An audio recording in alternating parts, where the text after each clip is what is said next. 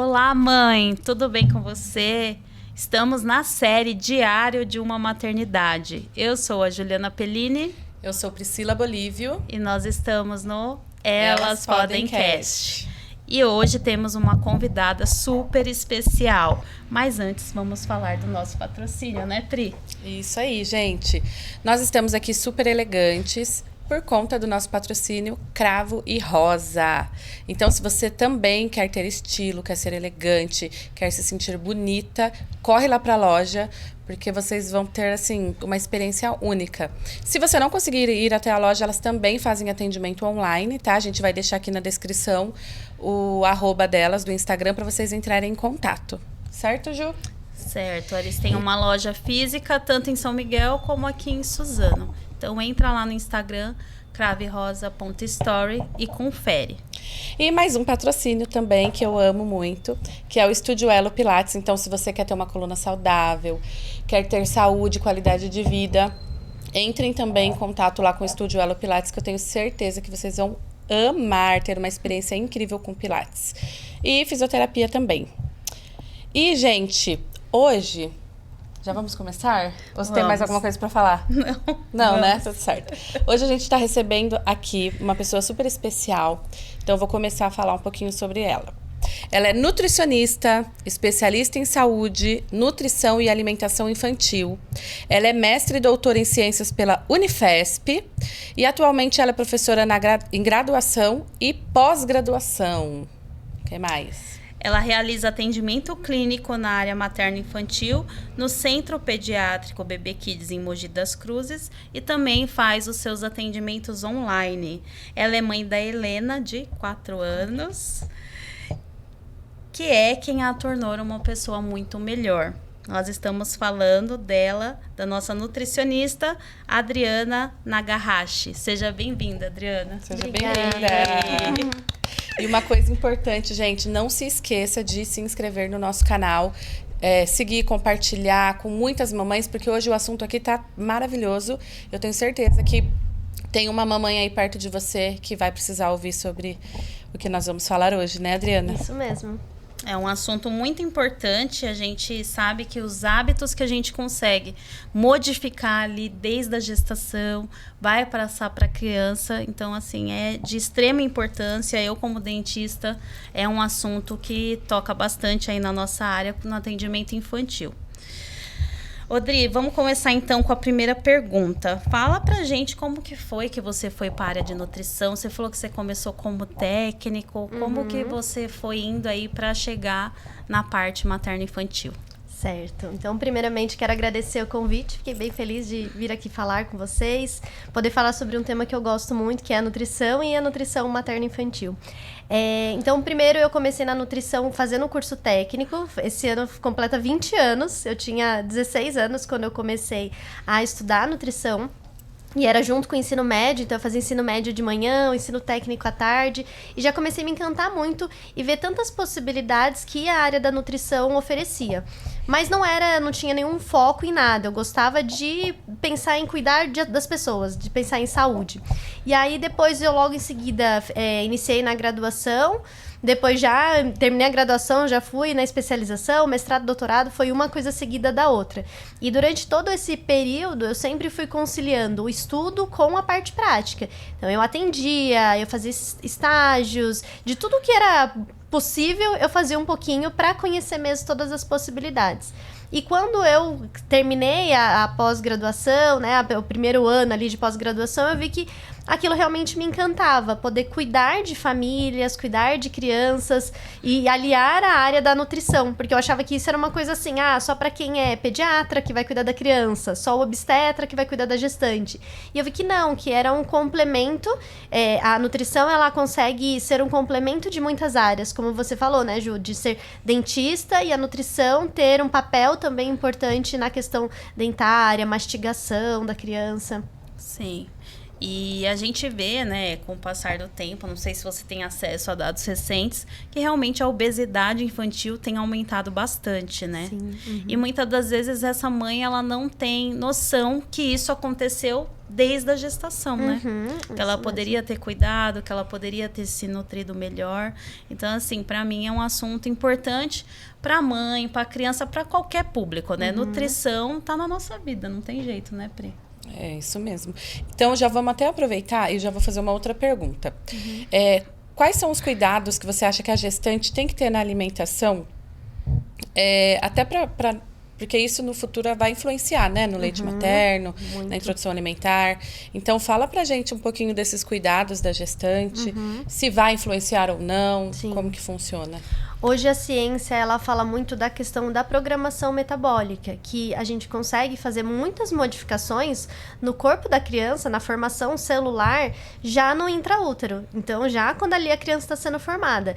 E as teorias mais recentes falam ainda do pré-gestacional, o que essa mulher faz da vida dela. Então, estilo de vida, alimentação, sono, estresse, tudo isso aliado já prepara o corpo da mulher para ela conseguir gerar uma criança mais saudável. Quando eu atendo as tentantes, que são as mulheres em planejamento, eu falo sempre assim, mesma coisa se você quer comprar um animalzinho de estimação para colocar dentro da sua casa. Você primeiro tem que arrumar aquela casa para você receber um animalzinho, um morador novo. Então, para você ter o seu bebezinho dentro de você, você tem que arrumar o seu corpo. Você tem que mudar os seus hábitos, porque a ciência mostra que o que a gente tem hoje de doença ou de prevenção são situações que aconteceram lá em 2 gerações para trás. Então, o que a minha avó fez interfere na minha saúde hoje. Para vocês nem verem o poder que é essa questão da programação metabólica. Aí a tentante se cuida, então começa... é como se fosse uma herança genética mesmo. Você tem uma herança. Isso, tem a herança genética, mas tem tudo como esse genes foi estimulado, né? Adormecido ou acordado, de uma maneira geral. Então a gente pode até ter uma questão genética para ter algumas doenças. Mas como esse genes vai se comportar, depende muito dos fatores externos, porque tem família que fala assim, mas a minha família toda é obesa, a minha família toda tem diabetes, ou eu pergunto, tem alguma doença? Não tem. Aí começa a falar, minha mãe tem, é só diabetes, é só obesidade, é só hipertensão, mas não é só isso. Como se fosse normal, Como se fosse normal todo mundo ter. Então, a tentante já se planejando, a gestante tendo uma alimentação saudável, e muitas vezes a gestante acaba minimizando o cuidado, a informação. E aí faz aqueles enxovais cheio de coisa, vai viajar para tudo quanto é lugar, gasta muito dinheiro com utensílios, materiais, roupinhas, e o mais importante, que é a informação, o cuidado interno dela, ela acaba não fazendo, porque ela acha que só depois que a criança nascer, que ela vai ser responsável pela alimentação, né? Pelo aleitamento, ou pela introdução alimentar, mas não é. É já na gestação que ela come, passa para o bebê, tanto em questão nutricional, quanto em questão de sabor. Hoje também a ciência mostra que por volta de 14 semanas, o bebê sente o sabor por meio do líquido amniótico daquilo que a mãe come. Então, se a mãe ela tem um hábito muito ruim, consequentemente a criança também vai estar sendo exposta a excesso de doces, alimentação desregrada, muito ultraprocessados. E aí isso tende só a ser uma consequência. Depois o meu filho está com seletividade alimentar, com 3 anos não quer comer mais nada. Será que essa mãe já não propiciou isso para a criança? Só comer doce? Porque ela já está acostumada. Às vezes a criança já está acostumada com aquele hábito que a mãe fez, né? Não que eu quero colocar uma culpa, porque a gente sempre fala, né? Nasce uma mãe, nasce uma culpa, um peso, mas é uma responsabilidade que eu acho que as gestantes precisam assumir e entender que a nutrição adequada, esse cuidado, ele vai ser uma prevenção. É muito mais fácil prevenir do que tratar depois uma criança com seletividade ou outras doenças também. Geralmente a gente vê, né, no pré-natal odontológico, no primeiro trimestre a mãe tem aquela dificuldade de se alimentar, tem os enjoos, acaba às vezes até emagrecendo, né? Sim. Não consegue se nutrir adequadamente. Já no segundo trimestre a gente vê um salto de outra forma, né? A mãe voltou a comer, tá muito mais, assim, ingere muito mais carboidrato, muito mais açúcar. Então, no pré-natal odontológico a gente acaba falando, olha, vai ter que aumentar a quantidade de escovações, vamos tentar diminuir esse açúcar. A diabetes gestacional começa mais ou menos nessa fase ou não tem período? toda vez que a gestante inicia o pré-natal, independente da idade gestacional, é feito um exame de sangue, normalmente com uma triagem. Se o primeiro exame de glicose já vem alterado, ela já pode ser diagnosticada como diabetes gestacional, uma gestante com diabetes gestacional. E aí, assim, se dá tudo bem, entre 24 a 28 semanas, o obstetra ele solicita uma curva glicêmica, que é aquele exame que a mulher fica no laboratório, tomando aquela solução glicosada, e aí confirma se ela realmente continua com aquela diabetes gestacional, ou quem não tinha dado alterado, se está com diabetes. E aí é isso que você falou, às vezes ela tá muito mal no começo, muito bem depois, come tudo para compensar, sem se preocupar, e aí quando vem esse diagnóstico, aí tem que mudar de novo toda a rotina, e é muito difícil, porque às vezes ela já tá tão habituada que mudar nessa fase se torna bem complicado. E isso pode piorar. A gestante, ela pode ir, por exemplo, para insulina. Pode. Eu já vi muitos casos que, quando não foi cuidado, precisou utilizar a insulina. E aí a insulina não vai trazer só benefícios, ela traz muito efeito colateral. Tem muitos riscos da gestante ter aqueles picos de hiper ou hipo, né? Ou ela sobe muito a glicemia, ou abaixa muito, que aí é a ponto dela desmaiar, passar mal durante a noite. E aí a diabetes gestacional é um dos terrores dos obstetras, porque é o fator de risco, um dos fatores de riscos para parto prematuro, a criança nascer muito grande. Tudo isso vai trazer risco, fora as consequências para o bebê, que também é se tornar um diabético, ter obesidade no futuro. Então são várias consequências que às vezes pequenas mudanças já poderia ter prevenido. Então, assim, os hábitos, eles são totalmente influenciáveis nessa fase, né? Muito. Por mais que a gente tenha um fator aí de herança, os nossos hábitos é o que ditam o que vai acontecer dali pra frente. Sim. E a gente sabe também que o leite materno, ele também tem o gosto do que a mãe come, não é verdade? Isso. É esse mesmo pensamento, né? Você come. Quando você tá grávida, os sabores das substâncias passam pro líquido amniótico. Eu até brinco com as gestantes. Eu falo assim, quando você estiver fazendo ultrassom, repara na boquinha do neném. É normal o bebê ficar abrindo e fechando a boca, tomando líquido amniótico. Então, ele está sendo exposto a um sabor. Com leite materno, é a mesma coisa. O que a mãe come, os sabores das substâncias passam pro leite, e um bebê que mama no peito, ele tem muito mais chance de ter menos seletividade, porque é uma criança que o tempo todo tá acostumado. Tá sempre sendo exposto a sabores diferentes. E isso vai ter tudo a ver com a introdução alimentar. Muito, muito. Ela tá falando assim agora, e eu tô lembrando da minha irmã. A minha irmã, ela não come nada, assim, praticamente saudável. Brincadeira, Flávia. Ela não gosta mesmo, né, o sabor. E as minhas sobrinhas, ela tem gêmeas. Hoje em dia, elas têm 4 aninhos e também não gostam de comer nada. E aí você tá falando, eu tô pensando, na própria gestação, ela já não tinha essa alimentação. Exatamente. Não foram estimuladas, né? Não foram estimuladas desde a barriga, né? Sim. E já meu filho não, porque eu como de tudo. Então, o meu filho, ele come de tudo. Que legal, né? Assim, acho muito que legal. As mães, elas... graças não tem a Deus noção, hoje, né? Não tem. Então, assim, graças a Deus que hoje a internet tá aí para passar essas informações, porque realmente a prevenção é a melhor saída hoje em dia, né? Sim, teve um estudo que avaliou com cenouras. Eles expuseram algumas mães comendo bastante cenoura na gravidez e outras não comeram. E aí os bebês dessas mães, quando a mãe comeu bastante cenoura, quando o bebê nasceu, e aí foi exposto, né, na introdução alimentar, ele fazia um aspecto, ele tinha uma característica facial de algo familiar. Igual quando a gente come um alimento afetivo, sabe? O franguinho da avó, e o bolo de fubá, que é aquilo que a gente lembra, cheiro, gosto, todas as percepções. Eles viram que ia acontecer isso com esses bebês. Então, esse caso da sua irmã é muito comum. Tanto porque as crianças não foram expostas intraútero a sabores diferentes, quanto depois que elas nasceram, foram introdução alimentar, o exemplo. Porque provavelmente, mesmo tentando oferecer, elas não viam ali a mãe que é o exemplo principal da casa comendo. Então acaba não tendo um estímulo externo também. Sim, é verdade. E aí a mãe tem muita dificuldade. A mãe que não come um legume, uma verdura, ela tem dificuldade no preparo dessas alimentações.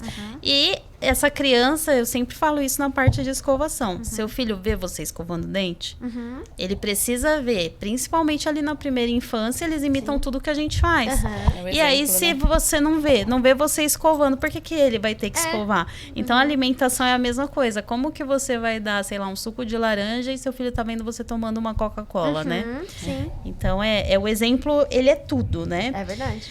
E me fala uma coisa, Adri. A introdução alimentar, existe um consenso de quanto tempo? Porque, assim, eu, na parte de aleitamento materno, por todas as questões odontológicas, indico 6 meses de aleitamento exclusivo. Porém, entretanto, a gente tem alguns casos que... o pediatra falou que pode começar a introdução com 4 meses. Eu queria que você falasse um pouquinho sobre isso.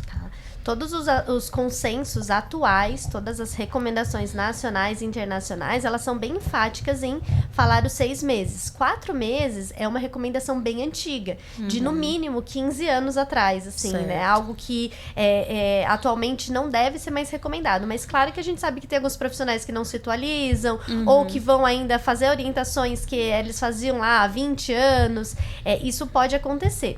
O que tem de consenso é a idade cronológica, então o bebê ter 6 meses, mas ser conjuntamente avaliado os sinais de prontidão, que são alguns sinais que na própria consulta eu avalio. Eu avalio se a criança já senta sem apoio, se ela tem uma sustentação cefálica, que é segurar a cabecinha, se diminui o reflexo de protrusão de língua, que é empurrar, porque é uma forma de proteção. Então imagine com 4 meses, o bebê ele empurra tudo, porque ele tem medo daquilo. Aquilo não é pra acontecer, né?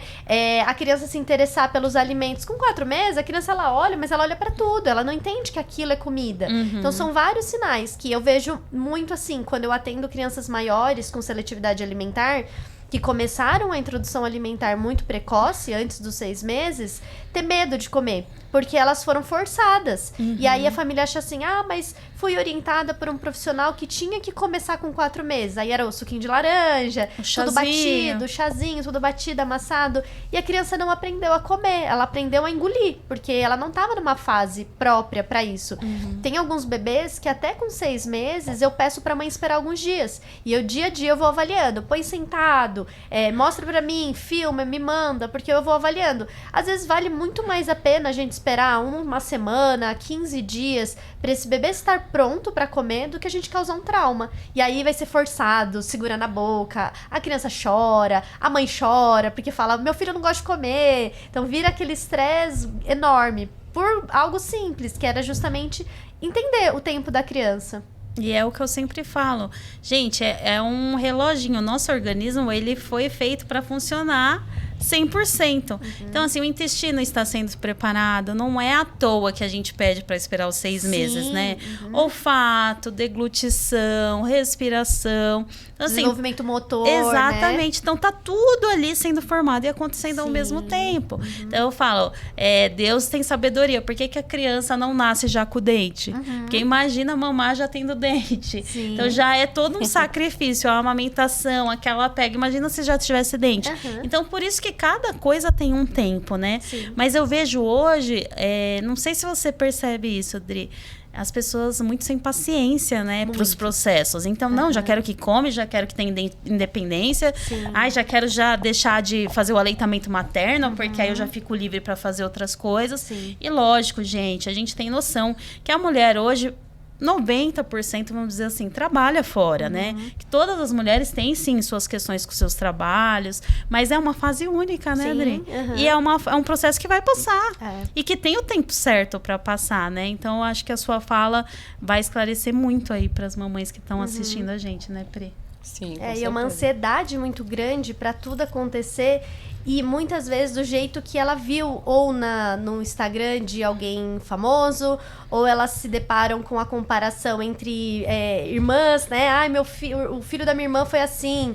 O filho da minha vizinha foi assim. Por que o meu não vai ser?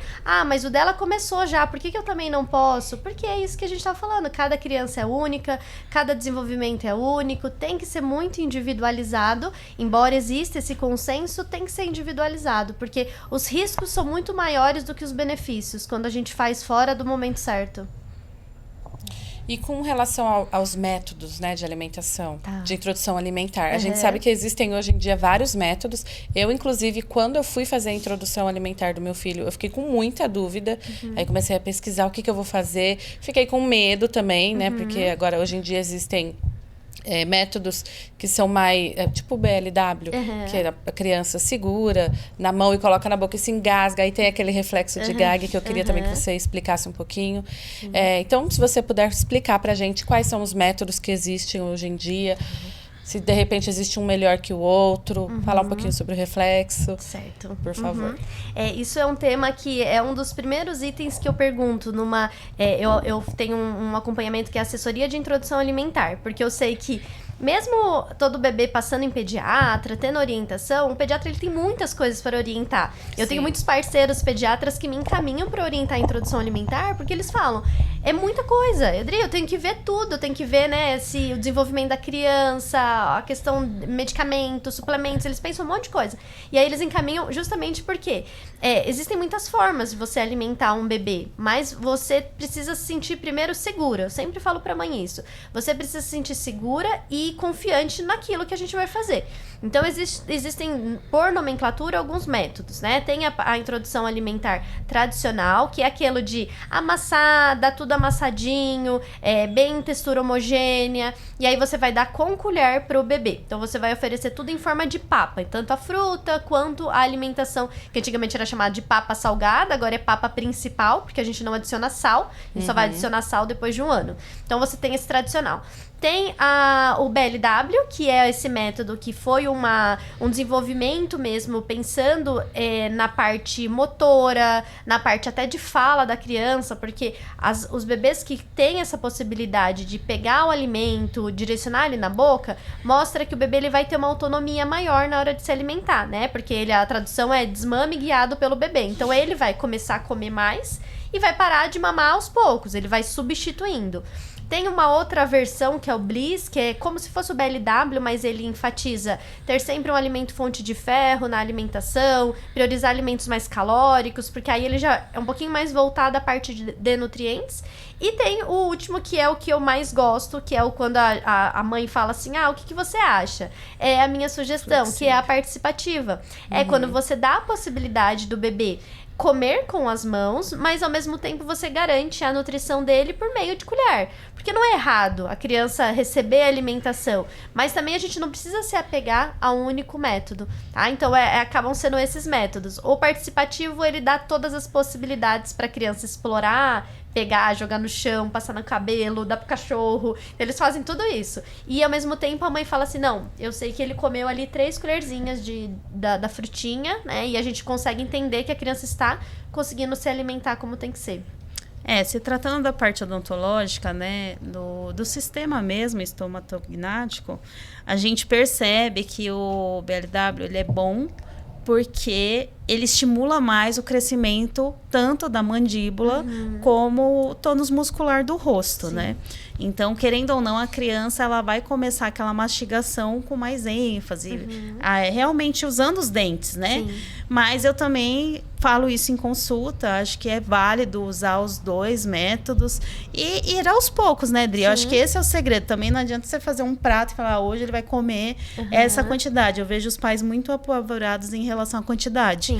Ai, só comeu 3 colheres, e agora? Calma, gente. Isso daí também vai aumentando aos poucos, né? Não tem por que ser, tem que ser tantas colheres. Sim. O importante é a gente garantir que sejam alimentos, como você disse, sem adição de açúcar e sem adição de sal, né? Que infelizmente, e principalmente os temperos industrializados, né? Que às vezes acabam entrando aí. E eu tive muito medo desse método BLW. Até no início comecei, mas assim, eles se engasgam muito, né? Aí tem o reflexo lá de gag. Aí eu queria perguntar essa diferença do engasgo pro reflexo. Porque eu acho que isso é importante as mães saberem.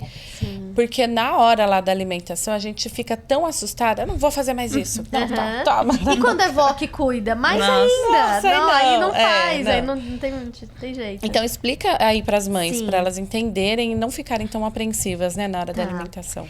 Na minha consulta eu sempre envio materiais. Então eu envio vários vídeos para elas verem o que é o reflexo de Gag, o que é o engasgo, eu explico.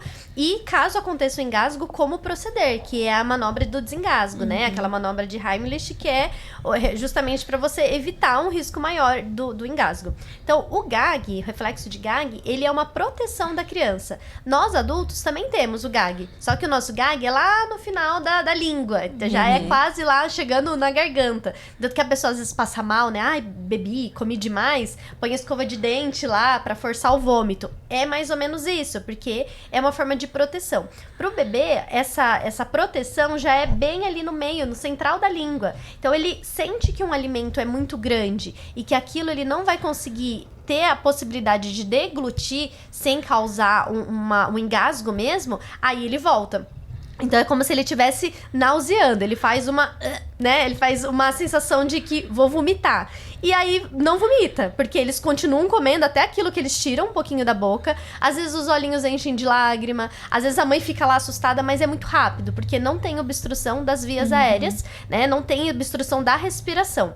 Já o engasgo, ele tem essa obstrução, então o alimento parou. E isso pode ser com leite, isso pode ser com água, isso pode ser com a papinha, com qualquer textura pode acontecer o engasgo, porque houve uma obstrução das vias respiratórias. Ao invés do alimento ir para o esôfago, que é um tubo que conduz para o estômago, ele vai para a traqueia, que conduz para o pulmão, para os pulmões. Então, isso é o risco de ter, né, uma broncoaspiração.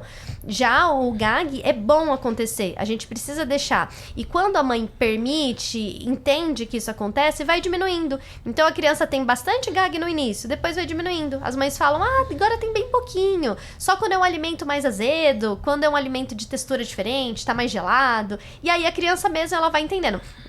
Tá grande. Não, tem que mastigar. E aí do jeitinho dela, ela vai amassando com a gengiva. Isso, né, estimula a erupção dentária também, porque às vezes o bebê que não mastiga demora muito para nascer o dente. Então, tudo isso precisa ser estimulado. E é bem importante, assim, essa pergunta foi ótima, porque as famílias precisam entender o que é um e o que é outra e quando que é o risco. Sim, é um fator protetivo, na verdade, Sim. né? Do próprio organismo. E a criança meio que ela tá sentindo até onde eu posso ir, né? Isso. Ela tá aprendendo até onde ela pode ir. E hoje é uma das coisas que mais acontece no consultório. A erupção atrasada, justamente o dente não nasce, porque é o que eu falo para os pais. Precisa de mastigação para romper aquela gengiva. Então, sabe aquele seu bebê que chora, que demora pro dente nascer? Tá muito ligado à alimentação. E na maioria das vezes, essa criança ainda está em aleitamento materno e tá tudo bem com isso. Eu estimulo as crianças a ficarem até os 2 anos mesmo. Mas a gente precisa começar a entender que aquela criança está em desenvolvimento. Então, vamos pensar. A criança começou a introdução alimentar, ela já não vai mamar a mesma quantidade de vezes que ela mamava. Então, muitas das vezes o que a gente vê nos pais, a dificuldade é substituir a amamentação pela comida. E aí é aquilo, comeu só 3 colheres, deixa eu já dar o peito, porque vai precisar, porque tá com fome. E muitas das vezes a criança tá satisfeita naquele momento, mas a mãe fica naquele desespero. Comeu pouco, deixa eu já dar o peito. O bebê tá doente, vamos dar o peito. Então, são N situações que acontecem que a alimentação fica cada vez mais pastosa, muito mais líquida, muito mais voltada pro leite. E aí a erupção dentária, os dentes não vêm, justamente porque não tem estímulo. Sim. E isso, gente, hoje não acontece só nos bebês. Eu pego muito adolescente, 12, 13 anos, que já era para ter os dentes permanentes completo e que os dentes cada vez mais a gente tira no consultório porque não cai em casa. Então, quando a gente era criança, pegava lá o fio, enrolava e puxava. As crianças hoje não tem isso. Quantas vezes o dente tá querendo nascer, ele tá ali numa situação que a gente precisa tirar no consultório. Aí a mãe fala, doutora, mas todo dente eu tenho que tirar no consultório. Eu falo, pois é, mas o que seu filho tá comendo? Né? Então, assim, acho o nosso papo super importante, porque a gente tá falando do bebê, mas isso vai pra vida toda. As crianças hoje não querem mais mastigar. As crianças hoje têm preguiça de mastigar. mudar. Então, é muito comum. Ai, doutora, essa carne é muito dura. Ah, ele não come carne. Ah, ele não come frango. Ah, ele só come se eu corto com a faca. Ah, fruta ele não come. Ah, ele não gosta de comer maçã. Ele aprender... Gente, isso é extremamente necessário. Porque essa dentição aqui, ela só vai desenvolver com a apreensão. Os dentes da frente é para aprender o alimento. Se você dá tudo picadinho, não vai ter, porque o nosso organismo ele é perfeito. Ah, não tá me usando, pra que eu vou sair esse dente? Sim. Né? E as pessoas até perguntam assim, né? No meu Instagram eu posto muito da minha realidade com a minha filha também, com o meu afilhado. E eu mostro muito essa questão de como interfere aquilo que a criança tem no desenvolvimento, tanto de fala quanto de mastigação. Porque a Helena falou muito cedo, assim, com 8 meses ela já estava falando bastante. Com 1 ano ela já falava de tudo, assim, super dava para entender muito bem. E era muito paralelo o desenvolvimento dela com a alimentação. E ela foi um bebê de pandemia, então ela não tinha contato externo, ela não ia pra escola. E ela se desenvolvia super bem. Eu não lembro de nenhum dente que nasceu, ela ter sofrimento, igual muitas vezes a gente vê isso. Sim. As famílias falando, ai, dói demais, sofre muito, porque eles fazem o quê? Eles retrocedem a alimentação. Começou a nascer um dentinho, já era pro bebê estimular mais ainda a comer. Ah, não, então eu vou bater agora no liquidificador. Isso né? mesmo. Ah, eu vou bater porque ele deve estar sentindo dor. Aí eu falo, não, dá caroço de manga pra chupar, corta a laranja e dá a laranja ali pra criança morder, pra afiar Pra mesmo as garrinhas, exatamente. estimular ali a gengiva. E aí, o desenvolvimento todo, né? Tanto comunicação, quanto fala, aceitação alimentar, tá tudo relacionado. É muito importante, né, ter esse conhecimento, porque você vai atrasando seu filho, você vai muitas das vezes infantilizando. Sim. Então a gente pega crianças de 4, 5, 6 anos que já eram para estar em outro grau de desenvolvimento, né? E a criança tá atrasada justamente porque os pais acabam cada vez diminuindo a idade dessa criança. Então, doutora, ai, tá nascendo o dentinho, a gente sabe que para ele romper vai doer.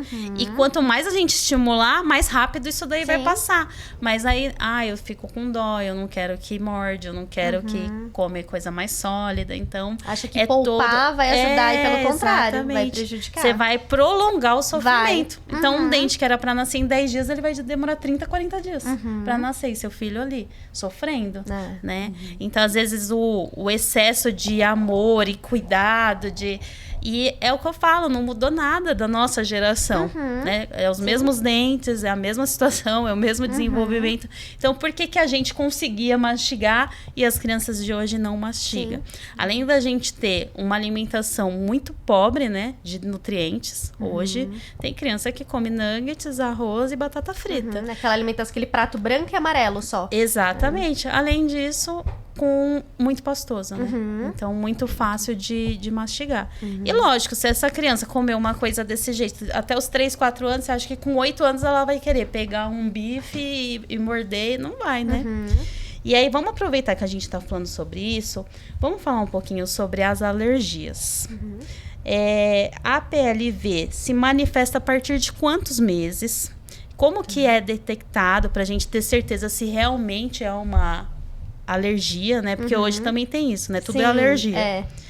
E fala pra gente como realmente tratar, se isso é transitório, se esse quadro pode mudar com o tempo. Tá. A PLV é a alergia à proteína do leite de vaca, que pode já ser detectada já nos primeiros meses do bebê. Então, tem tanto bebês que logo nos primeiros dias já começam a dar alguns sinais que tem alguma coisa fazendo mal para ele, quanto pode acontecer depois de 6 meses, 1 ano de vida. Então, não tem uma idade exata. Muitas vezes, a PLV ela é decorrente de uma imaturidade do sistema imunológico, porque o corpo ele reconhece que o leite é algo que está fazendo mal. É como se fosse, ele reconhecesse como uma bactéria, um vírus dentro do corpo. E aí começa a reação imunológica. Os pais querem saber, vou fazer... mas eu passei no pediatra ou no nutricionista, não pediu exame nenhum. Nem sempre é detectado por exames, porque se for um tipo de imunidade, tem como saber por exame. Se for outros fatores imunológicos, não tem. Então, o diagnóstico ele é muito mais clínico. Tem que ser feito em conjunto com o pediatra e às vezes até junto com o alergista, porque aí eles avaliam todos os sinais e sintomas da criança para ver se realmente fecha um diagnóstico. Quando tem a desconfiança, quando tem uma hipótese de ser a PLV, que aí, quando eu trabalho como eu falo, converso muito com as pediatras, a gente, em conjunto, a gente fala, não, parece que é uma PLV. Então, o que a gente faz? Se for o bebê em aleitamento materno, eu atendo a mãe para fazer a restrição da dieta materna. E falo sempre, não precisa parar de amamentar. Você não precisa tirar o leite e dar uma fórmula especial, porque o seu leite ainda vai ser bom para o seu bebê. Tem algumas pesquisas que mostram que em algumas horas que a mãe parou de tomar ou consumir aquele alimento, já não tem o leite na corrente sanguínea. Mas os sintomas da criança podem diminuir entre 15 a 30 dias. Por isso que a gente faz ali a retirada de pelo menos 15 dias para começar a observar os sintomas. E os sintomas quais normalmente são? Choro excessivo, então uma criança extremamente irritada, mais do que o normal. Muitos gases, então estufamento, a barriguinha fica parecendo um balãozinho ali, a criança fica muito irritada e com muita dor. Sangue nas fezes, que daí já é um caso mais extremo, que a mucosa intestinal já ficou muito agredida. Muco nas fezes em excesso, porque um pouco de muco é normal. Alergia de pele, que pode acontecer também. Vômitos, aqueles vômitos em jato, que a criança não para de vomitar. Então, esses são alguns dos sintomas que podem aparecer. Aí, fizemos a restrição, ou da alimentação do bebê, se já comer, ou da alimentação materna, entre 15 e 30 dias é para melhorar esses sintomas. Aí, nós fazemos o TPO, que é o teste de provocação oral, que é reintroduzir o alimento que foi retirado para observar se... Tá, tirei. Quando eu volto, os sintomas voltam novamente? Se voltar, fecha o diagnóstico. Aí fecha e essa criança realmente tem alergia à proteína do leite. Aí a gente espera pelo menos até 1 ano para fazer de novo esse TPO. Faz. Se ainda esteve, aí a gente espera mais 6 meses e vai acompanhando. Em média, a maioria das crianças com 2 anos... tratam ali, a PLV, ela desaparece. Porque o corpo começa a entender que o leite de vaca não é um vírus, não é uma bactéria. E aí o corpo entende que aquilo é alimento. E aí volta a dieta normal. Tá, então pra mãe entender, você falou assim, ela vai ter, às vezes eu vou ter que tratar a mãe para esse aleitamento. Isso. O que ela vai ter que retirar, por exemplo, da alimentação dela? Tá, ela retira todos os leites derivados, né? Tudo que for lácteo, então tanto leite comum quanto iogurte, queijo, manteiga, creme de leite, sobremesas que vá, ou preparações que vá, queijo, manteiga. Então ela tem que ter um cuidado bem, bem rigoroso. Tem alguns bebês que eles reagem a traços, que é o quê?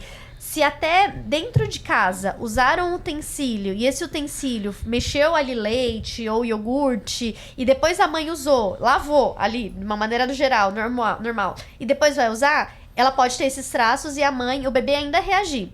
Mas tem bebês que não reagem a traços. Se for um bebê que reage a traços, a gente orienta a mãe a retirar até os utensílios. Algo muito comum é bucha de lavar louça. Porque a bucha acaba acumulando muito resíduo de leite. E aí, se ela usa no mesmo utensílio que não tinha leite, pode contaminar.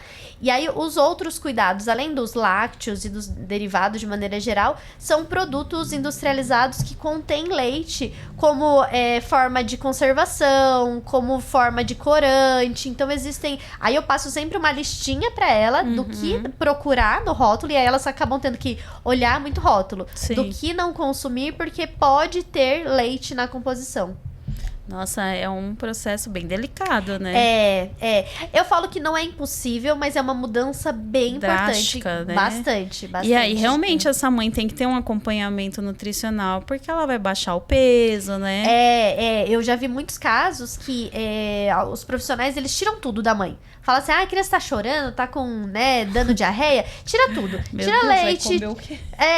E aí aparece a mãe, tadinha, só uma caveirinha ali, Acho né? que é por isso acabada. que talvez elas desistem da amamentação e já vai pra fórmula. Isso assim, é um total desestímulo, porque ela fala assim, nossa, feijão faz mal, verdura faz mal, leite faz mal, tudo. Aí elas tiram tudo. Aí, às vezes, os pais, né? Aí na hora entra o homem, ou a mãe da mãe, Sim. que também, olha, minha filha tá muito magra, ela tá fraca, ela tá cansada, ou o marido, ó, minha esposa não sabe mais o que fazer, aí precisam de consulta logo, aí eu oriento, acalmo e falo, volta a comer um monte de coisa, aí a gente volta a colocar tudo pra que ela tem que estar bem pra ela amamentar. Sim. Então, se ela tiver em desnutrição, ela não vai conseguir amamentar mesmo. Então, é importante porque tenho certeza que muitas mães não sabem disso. E mais importante é o que você falou, às vezes esse retorno pode ser rápido, né? Às vezes são 30 dias de diferença para esse organismo da criança ter uma maturação Sim. também, né? Uhum. Então, assim, acho que é uma informação. Eu, por exemplo, não tinha noção que era tão complexo. Assim, muito legal, né, Fê? Sim, eu também não sabia, não. E agora eu até entendo o porquê talvez algumas mães, elas param realmente de amamentar, porque acaba indo pelo caminho mais fácil. Mas também a gente não pode julgar, né? Porque a gente não sabe como que é o dia a dia daquela mãe. E é bem complicado mesmo. É por isso que a gente precisa sempre da equipe multiprofissional, porque, Pri, existe muita coisa que desestimula o aleitamento materno. Então, assim, hoje uma das coisas que mais desestimula, pode ter certeza, que é rede social. Né? As propagandas das indústrias, os influencers, né, que são contratados. Então, a gente sempre está na contramão, né? Fazendo o caminho inverso. E é por isso que a gente fala cada vez mais com as gestantes. Então, é o kit de enxoval já com a mamadeira. É tudo que a gente luta realmente contra uma indústria. Mas, lógico, existem casos específicos que não vai ter como. A gente também não vai colocar uma mãe em sofrimento extremo para defender a bandeira, né? Eu escuto muito, talvez você também escute em consulta, eu não sou menos mãe porque eu dei uma mamadeira, porque eu dei uma fórmula.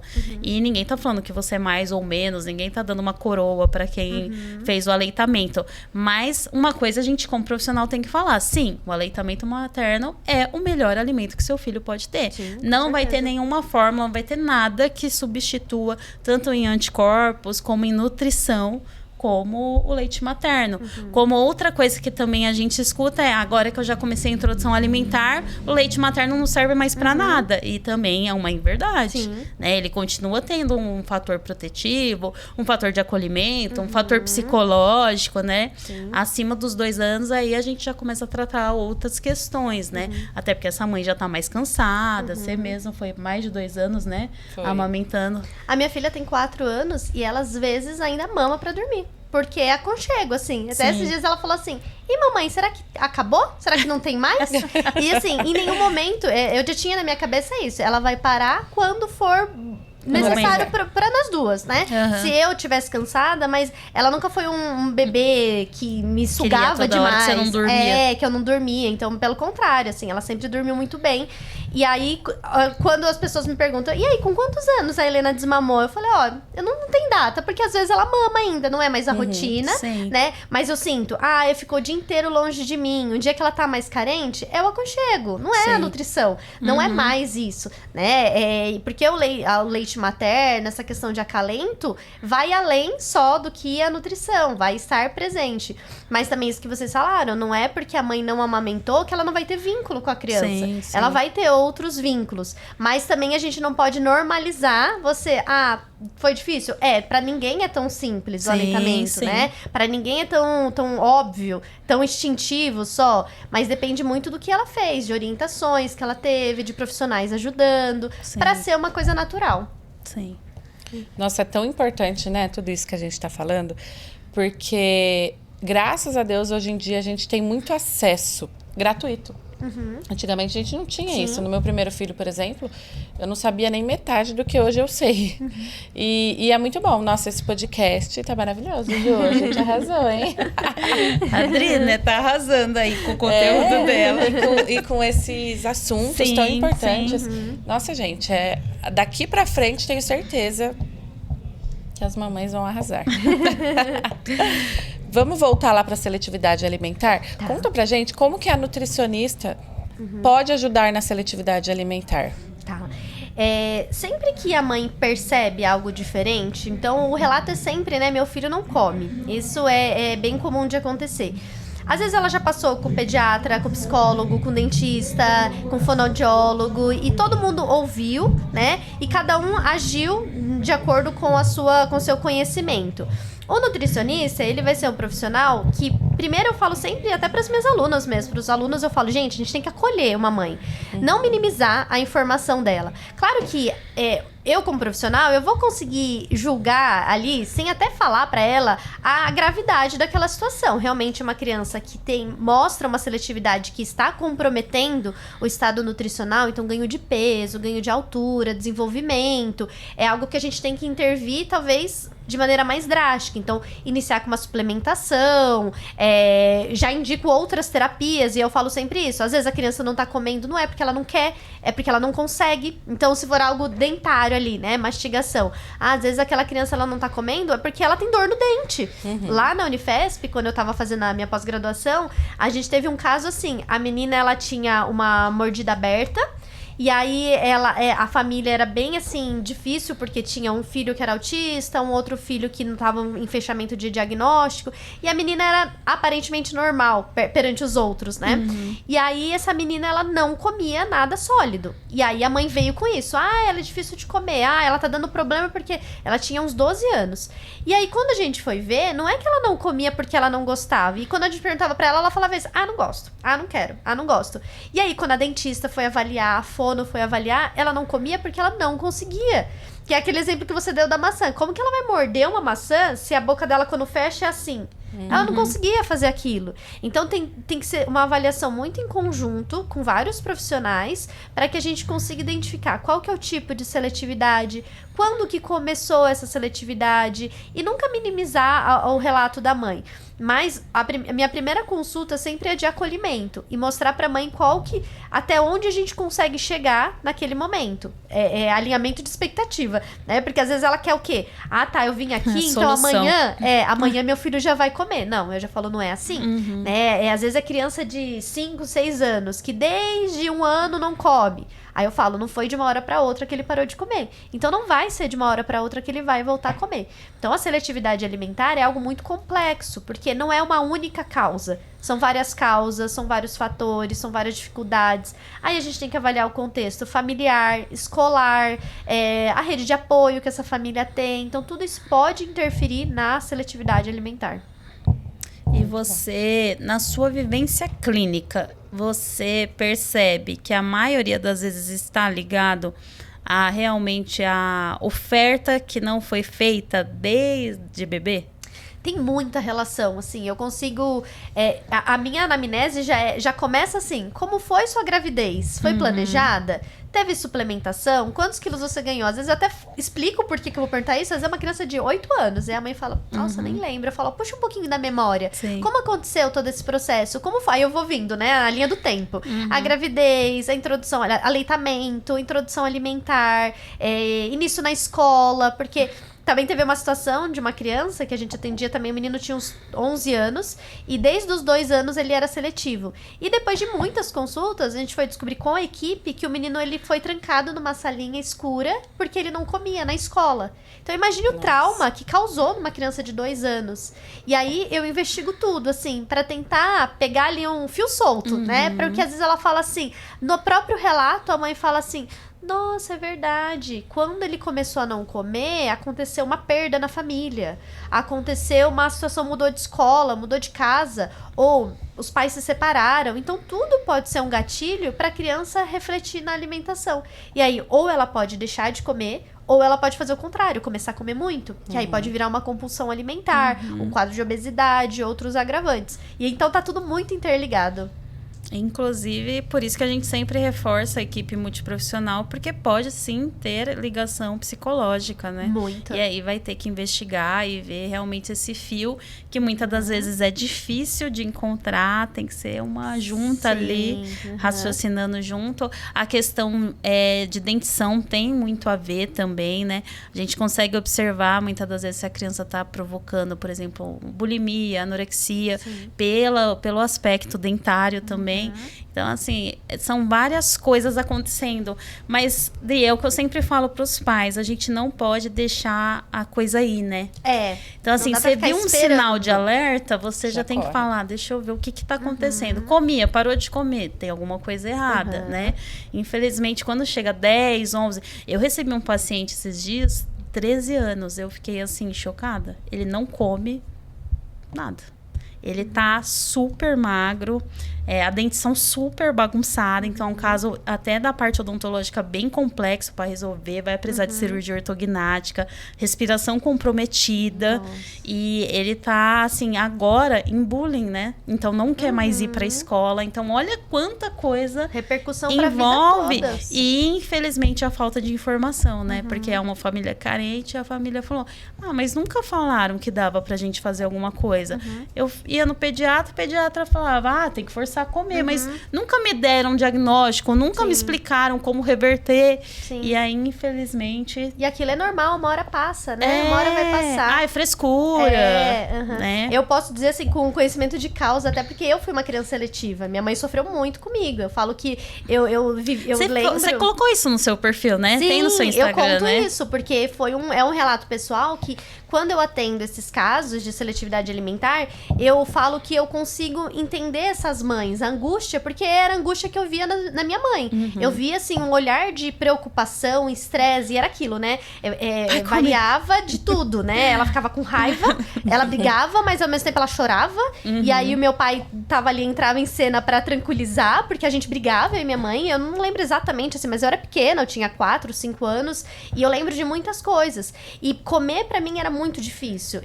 Eu falo que a comida tinha gosto de lágrima e era gelada, porque eu ficava com a comida ali, chorando e mexendo, e aí minha mãe falava: você vai ficar doente, você precisa comer, né? E era uma preocupação muito grande. Então eu falo pras famílias: eu entendo a criança também, mas eu entendo a sua angústia. E aí as coisas foram melhorando, mas demorou, assim, eu fui durante muitos anos seletiva, e aí minha mãe fala: olha que ironia do destino, hoje você atende essas crianças. E ela fala, esses dias ela falou assim: se eu tivesse alguém pra me orientar igual você orienta, eu não teria sofrido tanto. Sim. Porque elas sofrem. E é isso que você falou. Às vezes tenta vários profissionais e o profissional fala, ou minimiza aquele problema e fala: deixa que vai passar. Ou começa aquilo, né? Quer um abridor de apetite, quer vitaminas, mas que acaba não tendo muito efeito na qualidade, em reverter aquela situação. Então é algo muito complexo. Sim.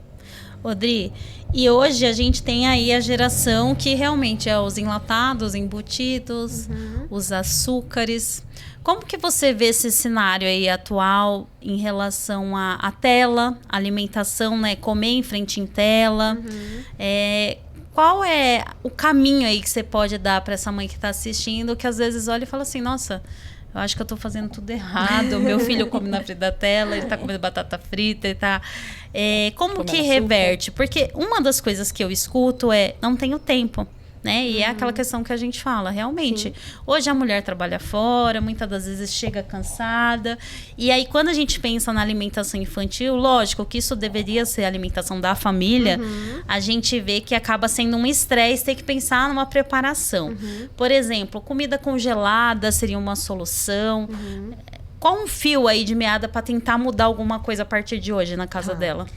A questão das telas, eu sou assim, aquela que levanta a bandeira o tempo todo. Não as telas, né? A recomendação internacional é que até 2 anos a criança tenha 0 telas. E às vezes a gente vê bebês ali 4, 5 meses já, a família vai no restaurante, pra ficar quietinho, né? Aí uma coisa que eu falo assim muito pra eles e levanto muito nas minhas redes sociais: a partir do momento que você tem um filho, a sua vida muda. E durante muito tempo vai ser diferente. Então você não vai conseguir mais ir com o seu marido no restaurante, vocês dois conversarem sem que nada atrapalhe. Sem ter um chorinho, né? Sem ter que um tenha que levantar, o outro ter que distrair. E é possível você viver sem telas. E aí é isso, mas tá chorando, eu quero comer, eu preciso comer. Não, aí entra a sua rede de apoio. Sim. Sempre que possível. Existem situações que sim, tem mães solos, mães que não conseguem ter essa rede de apoio, né, da família, do companheiro que tá ali junto. Mas eu sou muito a favor de você não ir pelo caminho mais fácil. Porque eu falo, telas é o caminho mais fácil. Eu sinto isso como mãe, eu e meu marido, a gente conversa muito e nós dois somos muito determinados a os dois estarem juntos naquela decisão. Porque às vezes é briga até de casal. Um deixa e o outro não deixa. O pai deixa, a mãe não deixa. A mãe deixa, o pai não deixa. A avó deixa. E a criança, ela vai o quê? Por aquilo que é melhor pra ela. Então, se ela pede pra mim e eu não deixo, o pai não deixa e a avó deixa, ela vai pra avó. A criança é muito esperta. Hoje, mais ainda. Mais até do que a gente quando era criança, né? E aí eu falo assim, não vá pelo caminho mais fácil hoje, porque vai ser muito difícil lá na frente. A questão do estímulo cerebral que as telas provocam, que os desenhos, vídeos de YouTube, mensagem subliminar que entra em anúncios ali, é muito perigoso. Pode causar muitos danos para aquela criança. Ah, mas ele chora. Tá, ele vai chorar hoje e vai chorar amanhã. Depois ele não vai nem lembrar.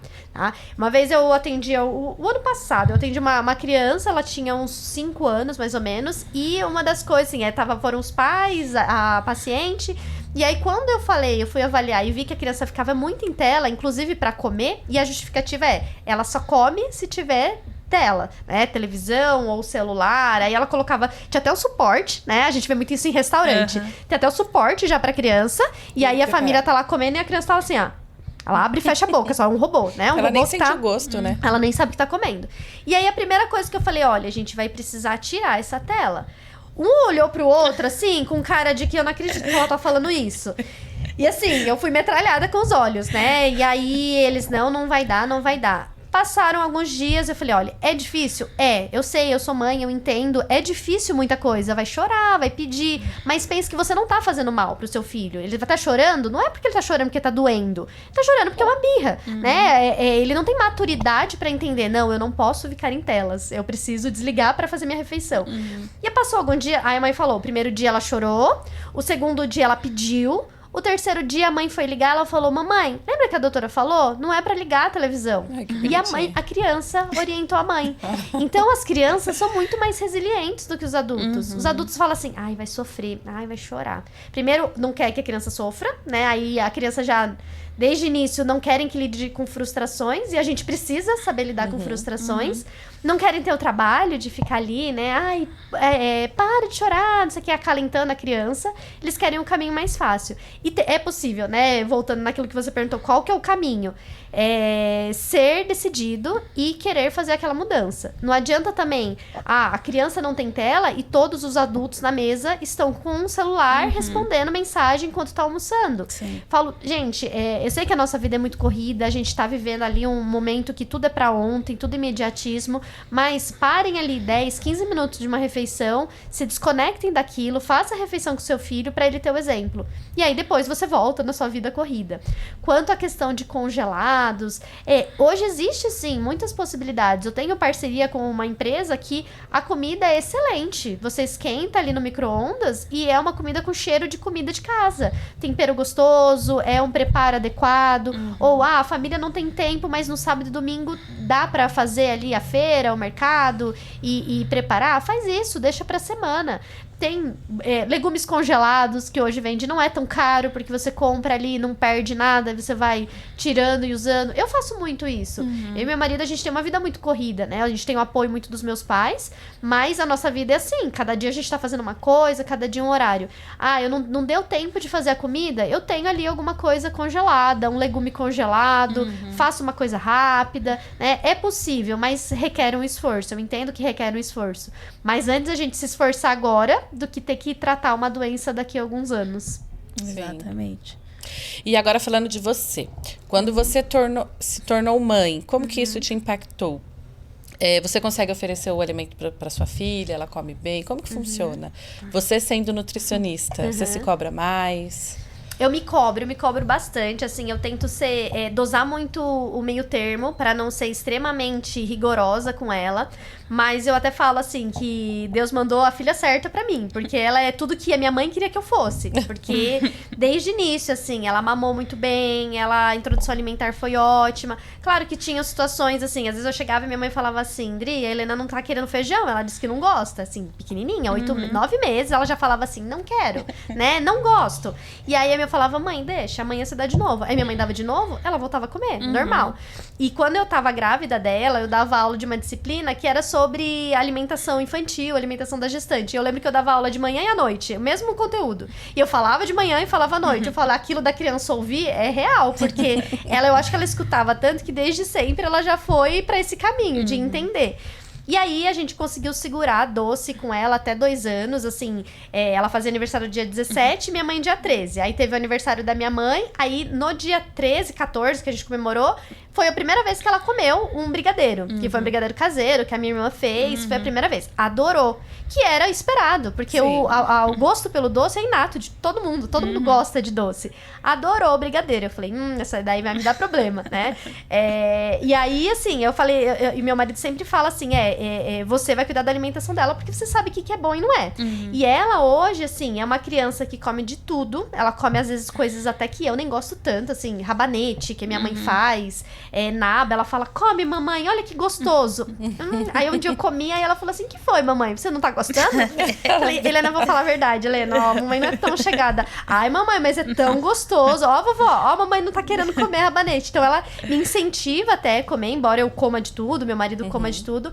Ela tem um incentivo também dos meus pais, né, da minha irmã, que o meu afilhado também come muito bem, então é um priminho de 8 anos ali que também come muito bem, então ela fala, eu vou comer igual o Miguel. E os dois, assim, acabam sendo muito exemplo um pro outro. Mas eu não vou dizer que é fácil o tempo todo. Esses dias a gente tava no clube e aí ela parou em frente, ela tem feito isso com frequência. Ela parou em frente àquela prateleira cheia de doce, de fine, de não sei o quê. Fine ela não gosta, assim, já provou uma vez e não gostou. E aí ela olhava pra mim, olhava pra prateleira e olhava pra mim, assim. Olhava pra prateleira como se assim, me dá um. Eu chamei ela uma vez, falei, Helena, você sabe que isso daqui é mamãe... E ela tinha comido já. A mamãe não gosta que você coma. Aconteceram algumas vezes. Aí uma última vez eu falei assim, Helena, olha, eu vou conversar com você. Quando você quiser alguma coisa, a mamãe vai comprar. Mas você sabe que... Porque ela vê as outras crianças comendo lá. Você sabe que não é uma coisa boa pra você. Ela tem muito medo dos dentes. Ela chora até. Se eu falar assim, seu dentinho vai ficar com cárie. Nossa, ela chora. Ela fala assim, eu não quero meu dente preto. Né? Meu dente vai ficar preto, eu não vou conseguir comer. Então, é difícil. Ainda mais agora com 4 anos. Ela vê os amiguinhos da escola que leva suco de caixinha, bolacha. Então, ela gera uma curiosidade. Mas pra mim, como mãe, assim, a maternidade me ajudou muito a ter ainda mais uma empatia com as mães. Porque, embora eu às vezes fico triste com umas situações, eu não julgo a ponto de falar assim, ai, o que essa mãe tá fazendo? Essa mãe, né, não devia estar fazendo isso. Não, eu mostro, eu entendo, eu sei que é difícil. E quando a gente não tem o conhecimento, acaba que a gente erra sem saber. Aí eu falo sempre assim, olha, até agora você errou, não se culpa. Você errou porque você não sabia. Agora você tem informação, então agora é diferente. Agora se você errar, aí sim você pode assumir uma culpa, porque você tá sabendo. Então eu consigo colocar muito o que eu vivo como mãe na realidade das minhas consultas. Claro que eu falo que não é só isso, porque não basta a gente ser mãe, a gente pode ser uma boa profissional sem saber ali, viver na pele aquela situação. Mas a Helena me ajuda muito a entender um pouco o universo da criança, as dificuldades que é ser pai, ser mãe, educar uma criança é muito difícil. Mas ela, assim, nas minhas redes sociais as pessoas comentam assim, meu filho começou a comer pepino porque a Helena tá comendo. Meu filho começou a comer milho porque a Helena tá comendo. E às vezes ela fala, mamãe, grava aqui as crianças têm que comer. Já. Ela já quer ali mostrar porque ela fica assim, ela era muito pequenininha, ela tinha 1 aninho e pouquinho, onde eu falei assim, Helena, você acredita que tem criança que não come fruta? Aí ela, não acredito, mamãe. E até hoje ela fala isso, aí eu mostro o vídeo pra ela e falo, olha o que você respondeu. Então, eles gostam muito, assim, de ter isso, né? Eu tenho 2 afilhados. Um, assim, que é bebezinho, que eu estimulo muito a comer, o Raul. E ele come super bem também. A minha comadre faz tudo direitinho. Linda. Aqui a Helena. E o meu afilhado, né, que tem 8 anos. Então, eu falo assim, eu tô vivendo o mundo. A Helena tem 4, o Miguel 8, o Raul 1 ano. Então, eu vejo também a dificuldade dessas mães que eu convivo. E que não é fácil, realmente, toda essa situação. Mas é muito bom, a gente aprende muito com eles, com os pequenos. Muito linda, parabéns. Obrigada. Eu acho que você, assim, a sua mensagem como profissional, a gente não tem nem o que falar, né? Dá pra ver o seu nível de conhecimento, né? Você dá aula, é o seu dia, você respira nutrição, né? Verdade. Mas eu acho que a sua mensagem também é uma mensagem de incentivo, de acolhimento, de empatia, mas que também não deixa de falar o que precisa ser falado, que é o que a gente tenta trazer como profissional. em todos os nossos dias, né? Não dá pra gente passar a mão na cabeça da mãe e falar, isso mesmo, continue assim.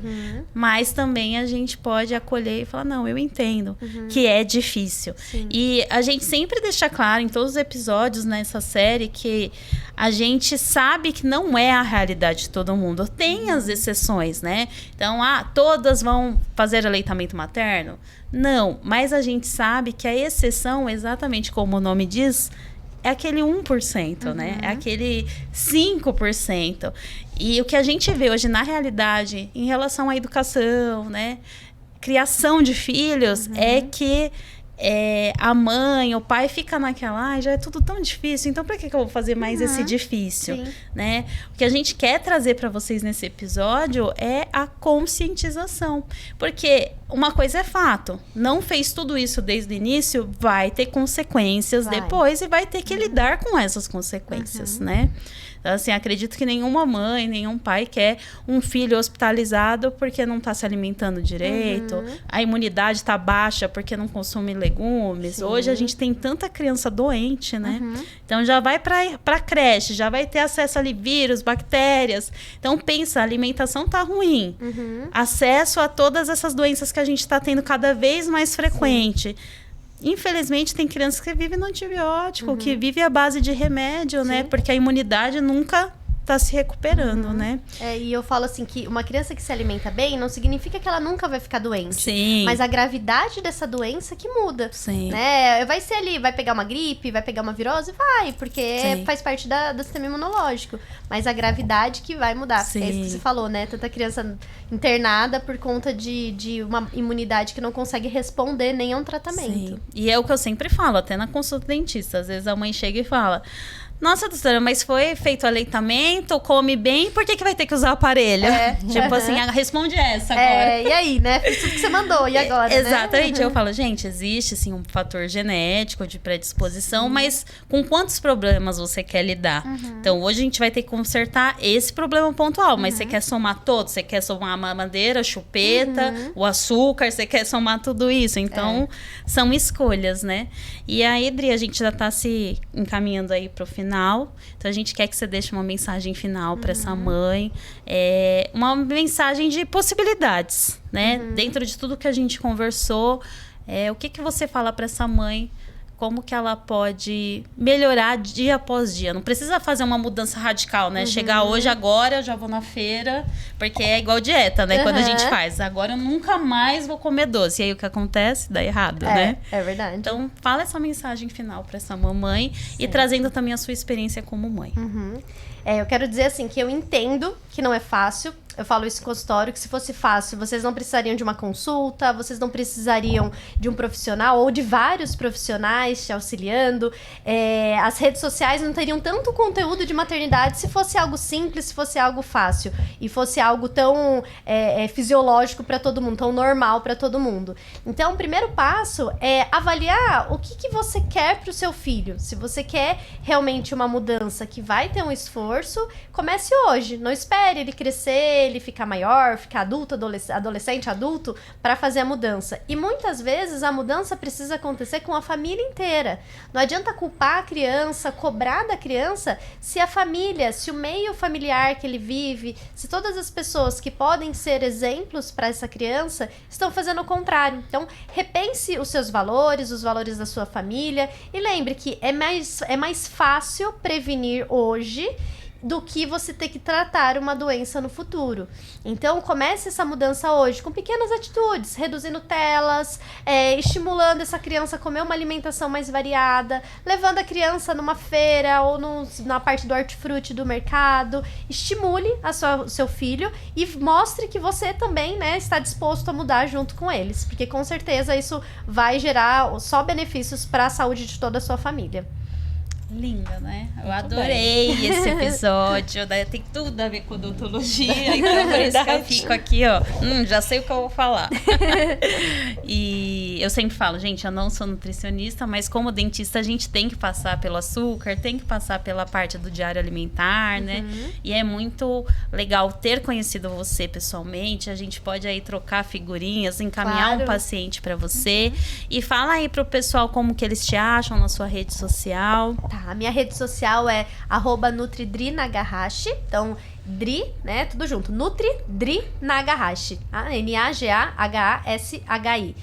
Lá eu compartilho a minha vida, né, as dificuldades que eu tenho também, coloco posts informativos sobre nutrição, sobre maternidade. Então, por lá também tem os meus contatos para agendamento de consulta, para, né, tanto presencial quanto online. E também, né, tem uma linha que algumas coisas eu posto para quem é da área da saúde. Então, Legal. estudantes, cursos, eu acabo também divulgando por lá. Muito legal. E eu, como mãe, né, de acordo com tudo que eu vi aqui, eu sei que eu poderia sim ter feito muita coisa melhor, mas não fiz. Mas eu sei que daqui pra frente, meu filho tem 2 aninhos, o mais novo, eu posso mudar muita coisa. Sim, né? muito. Então, pra mim também foi muito produtivo. Tenho certeza que muitas mães, a partir desse podcast, vai adquirir um hábito mais saudável, né? Tanto na vida pessoal quanto pro filho, porque realmente isso influencia, né? Se a gente não dá o exemplo, Sim. como que a gente quer que o nosso filho também tenha um hábito saudável. Então é isso, muito obrigada pela sua presença, foi maravilhoso, eu amei. E não vamos esquecer, gente, de seguir a gente no YouTube, se inscrever, enviar esse vídeo para mais mamães, né, que possam ajudar aí nesse processo de introdução alimentar, enfim. Isso mais, Ju? mesmo, se inscreva, ative o sininho, porque aí essa mensagem aí vai chegar para muito mais mães. A gente tá aí numa proposta dessa série de levar muito conhecimento, ainda tem muita coisa boa para vir, e eu tenho certeza que esse episódio vai impactar positivamente a vida de todo mundo, porque a consequência vem. Eu tô aqui num processo de emagrecimento, a gente até estava conversando isso antes. Não é fácil, mas aí vem a pressão alta, vem os problemas de saúde, e quando a gente tem um filho, eu acho que você quer que seu filho não passe por isso, né? Então, por isso que é um episódio super importante. Vocês me acham na minha rede social, @doutora Juliana Pellini. Eu, @Priscila Bolívio. E não esqueçam de curtir nossos outros Facebook, TikTok, Instagram. E sigam a gente, que muita informação boa vai continuar vindo por aí. Um beijo, gente. Até o próximo episódio. Até o próximo.